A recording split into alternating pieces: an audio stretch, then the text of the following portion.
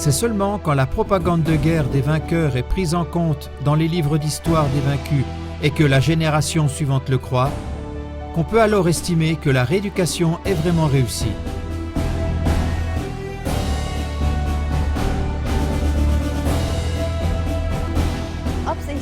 Tout téléspectateur critique peut voir par lui-même si cette citation du journaliste américain Walter Lippmann s'est vérifiée dans les 70 dernières années.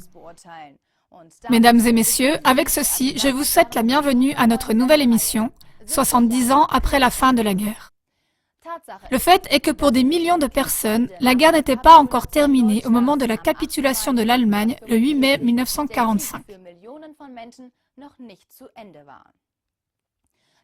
Ceci concernait des grandes parties de la population civile, dont d'innombrables personnes qui se trouvaient en fuite, mais aussi des millions de soldats prisonniers de guerre.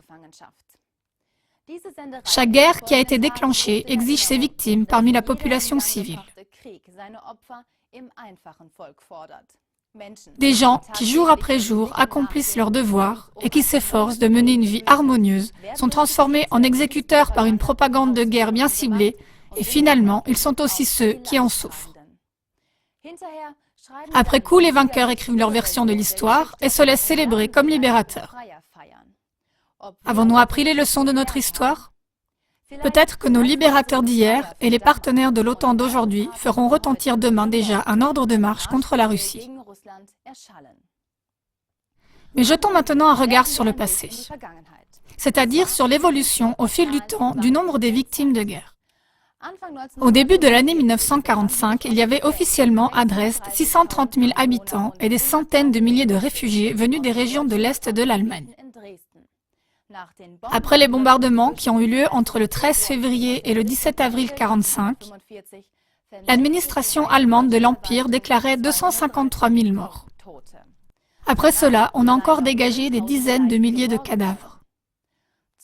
Entre 1992 et 1994, l'administration municipale de Dresde annonçait qu'un nombre de victimes de 250 000 à 300 000 morts serait réaliste. En 1995, l'exposition Brûlée jusqu'à être méconnaissable a estimé les pertes causées par toutes les attaques aériennes sur Dresde entre février et avril 1945 à seulement 25 000 personnes environ.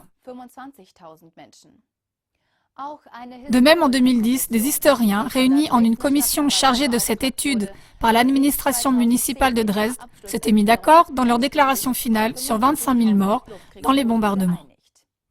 Wikipédia, l'encyclopédie online, a repris finalement la mention de cette commission et l'a encore une fois un peu réduite à une estimation de 22 700 à 25 000 victimes. Le dernier maire de Dresde, du temps de la RDA, Wolfgang Berghofer, avait encore confirmé qu'on avait pu identifier officiellement 35 000 victimes de bombardements, alors que le nombre des morts non identifiés est inconnu. Donc, le fait est que nous ne connaissons pas le nombre exact des victimes. Il semble seulement certain que les responsables anglo-américains du massacre par bombe ne s'intéressaient pas à une recherche historique du grand nombre de victimes. Dans ce contexte aussi, l'évolution du nombre de victimes après le lancement de la bombe atomique sur Hiroshima est intéressante. Là aussi, on remarque que le phénomène du nombre de victimes est en diminution constante quand on compare les différentes encyclopédies. L'encyclopédie DTV de 1967 chiffre 423 000 morts au total. L'encyclopédie moderne, édition Bertelsmann de 1984, mentionne 280 000 victimes de bombes, en incluant les morts ultérieures.